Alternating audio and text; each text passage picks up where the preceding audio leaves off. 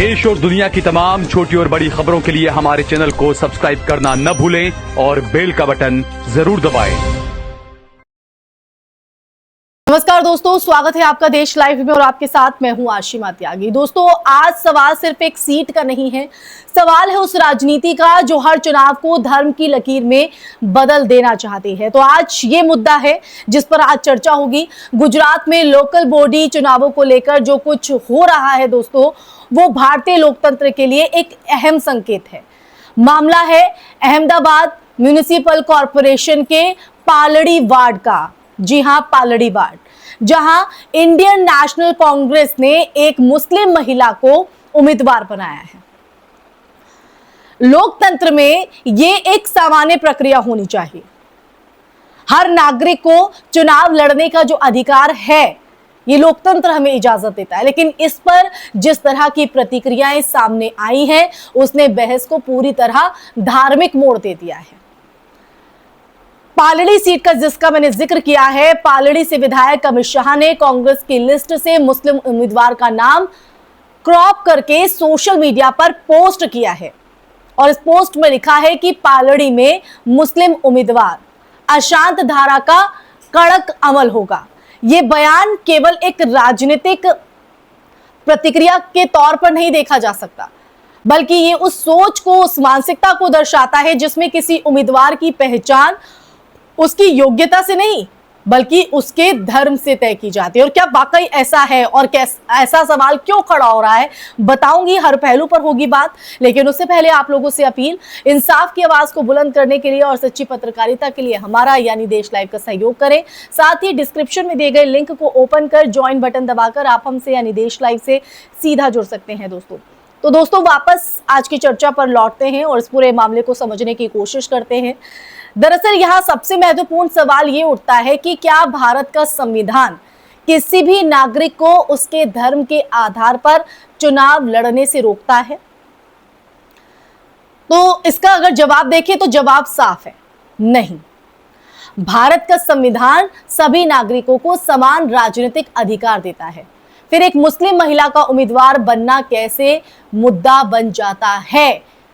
असल सवाल यहां पर यह है। ये वही राजनीति है दोस्तों जो चुनावी फायदे के लिए समाज को बांटने की कोशिश करती है।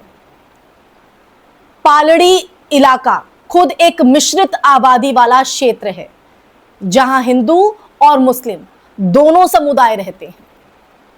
ऐसे क्षेत्र में अगर कोई पार्टी सभी समुदायों को प्रतिनिधित्व देने की कोशिश करती है तो ये लोकतंत्र की आत्मा के अनुरूप है।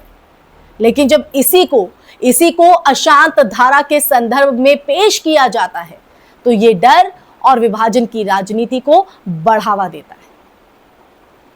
समझ रहे हैं? डर और राजनीति यानी एक प्रेशर पॉलिटिक्स। अब बात करते हैं उस अशांत धारा की जिसका जिक्र इस बयान में सोशल मीडिया के इस पोस्ट में किया गया है। दरअसल ये एक डिस्टर्ब्ड एरियाज एक्ट है जो गुजरात में लागू है।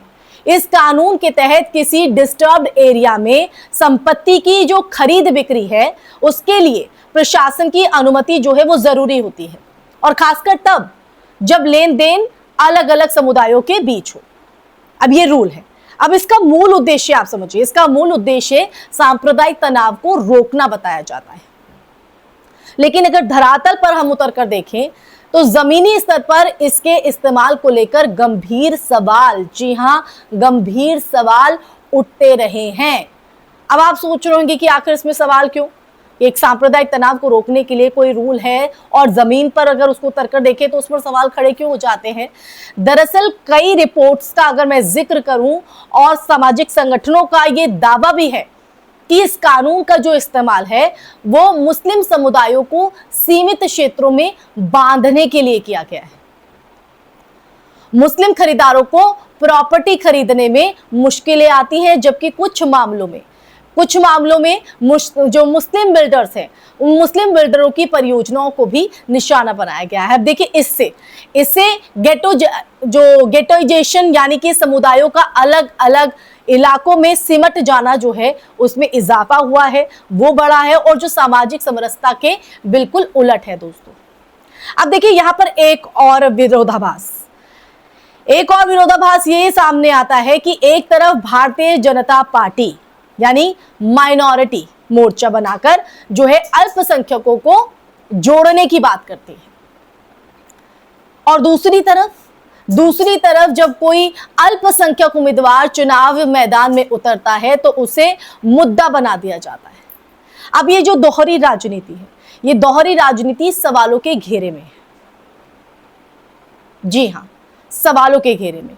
अब ये सवालों के घेरे में दरअसल जब दोहरा जुड़ जाता है तो सवाल उठना लाजमी हो जाता है। इस पूरे विवाद को केवल एक बयान या एक सीट तक सीमित करके नहीं देखा जा सकता दोस्तों। इसका जो दायरा है वो बड़ा है, क्योंकि ये उस बड़े ट्रेंड का हिस्सा है जहां चुनावी राजनीति में विकास, रोजगार, शिक्षा, ये ऐसे मुद्दे जो हैं पीछे छूटते जा रहे हैं और पहचान की राजनीति आगे आ रही है। अगर किसी क्षेत्र में सड़क, पानी, सफाई, स्वास्थ्य जैसी समस्याएं हैं तो उन पर चर्चा होनी चाहिए ना, उन पर चर्चा की जानी चाहिए। लेकिन जब चुनावी बहस का केंद्र कौन हिंदू है, कौन मुस्लिम बन जाता है, यानी धर्म से जुड़ जाता है, तो जो असली मुद्दे हैं, वाजिब है इस बात पे कि वो असली मुद्दे गायब हो जाते हैं। अब इसी संदर्भ में कांग्रेस का दावा यह है कि वो सर्वधर्म समभाव की राजनीति करती है, यानी हर धर्म के लोगों को जो है समान अवसर देना। वहीं बीजेपी की राजनीति पर अक्सर आरोप लगता है कि वो ध्रुवीकरण पर आधारित है। सच्चाई क्या है ये जनता तय करेगी, लेकिन ये भी जरूर है दोस्तों कि ऐसे जो बयान हैं, ऐसी जो टिप्पणियां हैं, वो लोकतांत्रिक संवाद को कमजोर करते हैं। ट्रेंड तो अपने आप में वो करते हैं, वायरल होते हैं इस तरह के बयान, लेकिन इनके जो मायने हैं, जब इनको आप गहराई से समझेंगे और धरातल पर इनके प्रभाव को देखेंगे तो आपको पता चलेगा कि चुनौती बहुत बड़ी हो जाती है, स्थिति बेहद गंभीर बन जाती है। तो आखिर में आज की इस चर्चा में बात सिर्फ एक उम्मीदवार की नहीं, बात है उस दिशा की, उस डायरेक्शन की जिसमें हमारी राजनीति जा रही है। अगर हर चुनाव धर्म के आधार पर लड़ा जाएगा तो क्या हम एक समावेशी लोकतंत्र की तरफ बढ़ रहे हैं, या फिर एक ऐसे समाज की तरफ बढ़ रहे हैं जहां पहचान ही सबसे बड़ा मुद्दा बन जाएगी?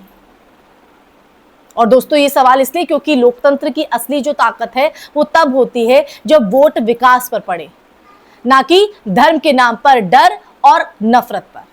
इसी के साथ दोस्तों इस चर्चा में फिलहाल के लिए बस इतना ही। ये चर्चा आपको कैसी लगी कमेंट सेक्शन में कमेंट करके दीजिएगा अपनी राय। इस वीडियो को ज्यादा से ज्यादा शेयर कीजिएगा, हमारे चैनल देश लाइव को सब्सक्राइब कीजिएगा। फिर हाजिर होंगी ऐसी ही चर्चा लेकर, तब तक के लिए अपना ख्याल रखिए।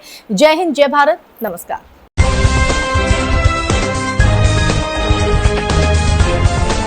देश और दुनिया की तमाम छोटी और बड़ी खबरों के लिए हमारे चैनल को सब्सक्राइब करना न भूलें और बेल का बटन जरूर दबाएं।